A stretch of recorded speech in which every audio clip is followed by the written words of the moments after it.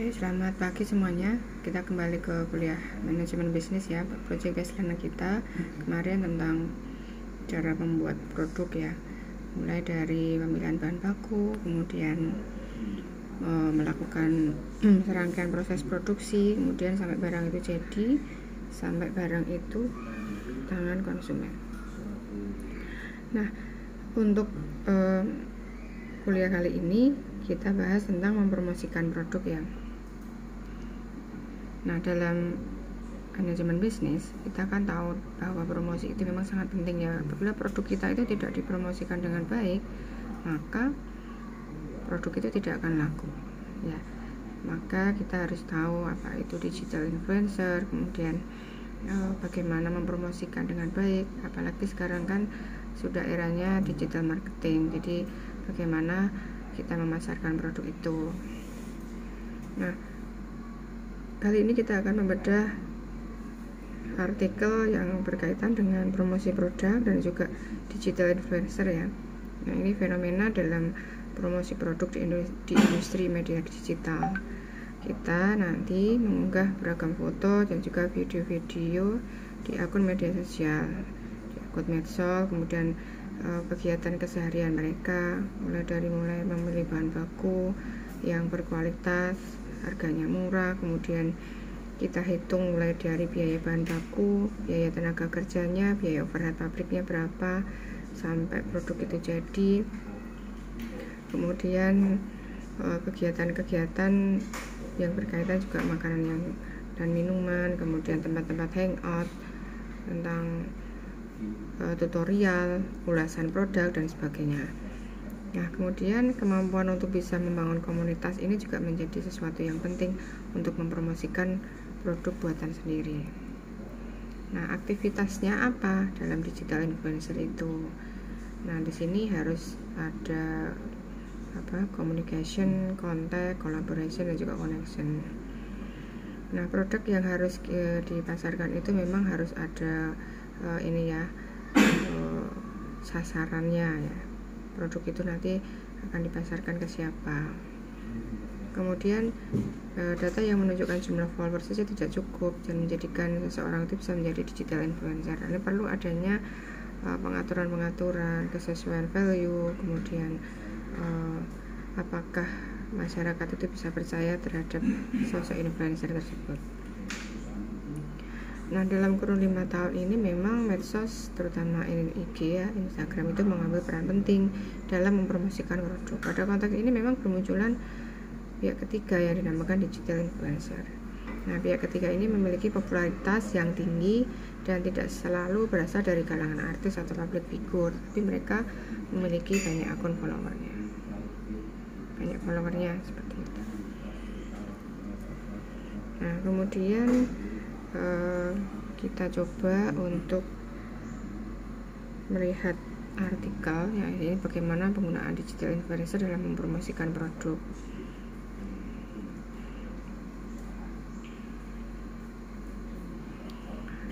Nah, kemudian adalah salah satu cara yang di sini fenomena, kemudian kategori-kategori produk-produk kecantikan itu juga bisa ya dengan model digital influencer, mulai dari tutorial make up, kemudian review produknya, kemudian mengenai kehidupan mereka sehari-hari. Mereka juga tertarik dengan dunia kecantikan, dunia kosmetik, membuat channel untuk mengekspresikan atau passionnya juga. Nah, jadi media-media ini memang menjadi salah satu sarana untuk mempromosikan produknya. Bisa buat podcast seperti itu. Nah, biasanya mereka akan mempromosikan produk-produk ya, misalnya dari produk kecantikan itu tadi, kemudian barang-barang yang dibutuhkan sehari-hari, kemudian membuat video tentang kecantikan. Nah, itu juga bisa. Nah, fenomena digital influencer ini memang sangat berkembang ya, seiring dengan perkembangan dunia digital saat ini. Nah, kajian ini memang perlu diteliti ya, sebenarnya seberapa besar pengaruh mereka terhadap promosi produk itu. selebgram itu juga memiliki pengaruh ya. Oh ternyata kalau produk ini dipakai oleh seseorang yang sudah terkenal dan memiliki kulit yang halus, nah itu memang bisa ya untuk menjadi model ketika akan memasarkan sebuah produk ataupun makanan atau mungkin alat-alat kesehatan, vitamin dan sebagainya.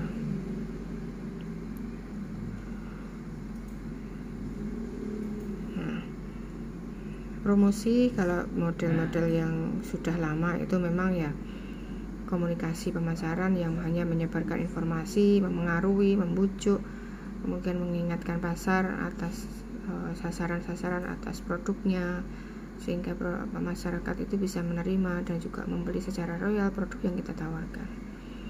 Nah, berdasarkan Kotler itu cara menyebarkan informasinya yang pertama adalah menyebarkan informasi barang itu kepada pasar.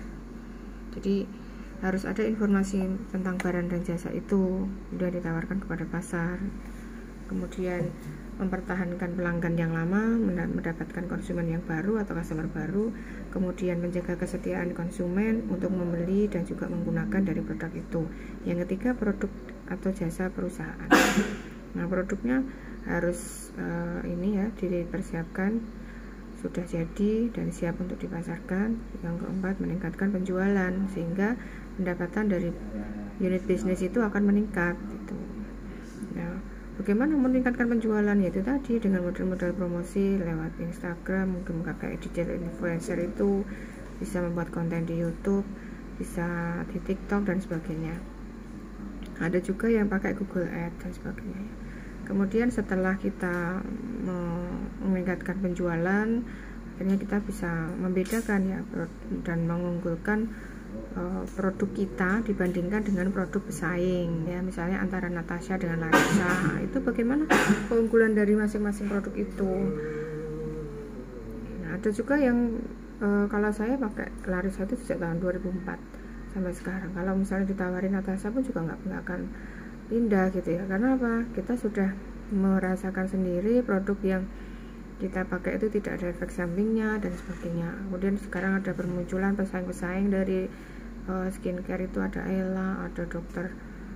Arifin dan sebagainya. Nah, itu bagaimana keunggulan dari produk kita ini bisa masuk ke konsumen. Jadi mereka itu, kita punya positioning di mata mereka gitu loh, bahwa merek ini cocok untuk kita dan ini tidak merusak kulit dan wajah kita gitu. Jadi memang harus punya keunggulan produk gitu, keunggulan kompetitif dalam hal ini ya. Kemudian yang keenam, bisa membentuk citra dari produk itu ataupun jasa unit bisnis itu di mata konsumen. Misalnya antara produknya Ella, produknya Natasha ataupun Larissa, itu bagaimana mereka bisa membentuk citra itu dan memang merek ataupun citra produk itu memang bisa diterima oleh konsumen gitu. Misalnya perbankan gitu ya, ada yang jadi nasabahnya BUMN, ada yang jadi nasabahnya BUMD, ada yang di BCA dan di bank-bank swasta. Nah, bagaimana membentuk citra produk dan juga jasa ini di mata konsumen gitu ya. Oh, ternyata kalau kita ke BUMN itu kita lebih aman gitu ya. Kita mau tabungan pendidikan, kita mau tabungan pensiun, tabungan untuk investasi dan sebagainya. Mungkin kita memilih produk bank BUMN misalnya. Ada juga dari bank swasta yang menawarkan produk-produk yang bisa membuat kita jadi mudah seperti BCA ya, boleh sekali. Nah, bagaimana mereka berlomba-lomba dalam membentuk citra produk ataupun jasa mereka dari unit bisnis di mata konsumen itu selalu bagus.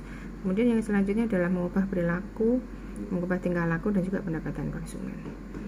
Oke, ini tentang sekilas mempromosikan produk, mulai dari digital influencer, kemudian mempromosikan dengan cara yang konvensional maupun yang modern. Nanti kita bisa diskusi di kolom komentar ya. Terima kasih, selamat pagi, assalamualaikum warahmatullahi wabarakatuh.